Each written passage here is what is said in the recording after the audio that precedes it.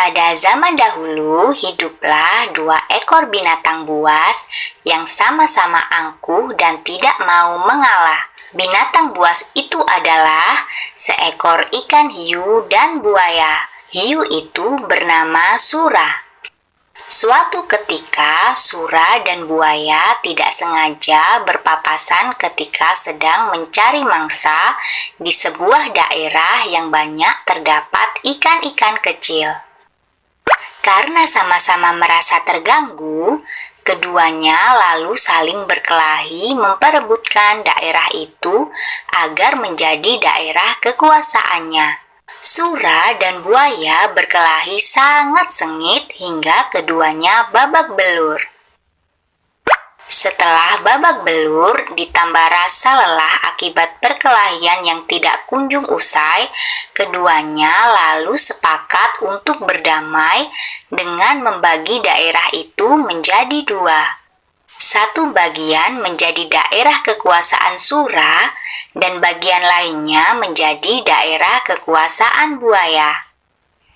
Suasana damai berjalan hingga bertahun-tahun. Sura mencari mangsa di daerah kekuasaannya sendiri, begitu pula dengan buaya. Keduanya tidak pernah melanggar perjanjian damai yang telah disepakati. Namun, lambat laun jumlah mangsa di daerah kekuasaan Sura mulai habis. Ikan-ikan kecil yang biasanya menjadi mangsanya sudah tidak ada lagi. Sura lalu secara sembunyi-sembunyi mencari mangsa di daerah kekuasaan buaya. Ia bersembunyi di balik batu karang sambil mengendap-endap untuk mencari mangsa ikan kecil. Meskipun beberapa kali berhasil mencari mangsa di daerah kekuasaan buaya, namun akhirnya ketahuan juga. Buaya memergoki Sura yang melanggar perjanjian damai yang telah dibuat.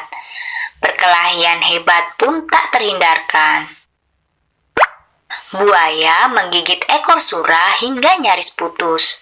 Sura pun menggigit ekor buaya hingga terluka dan bengkok. Perkelahian keduanya berlangsung hingga berhari-hari, berminggu-minggu, sampai keduanya tidak sanggup lagi berkelahi.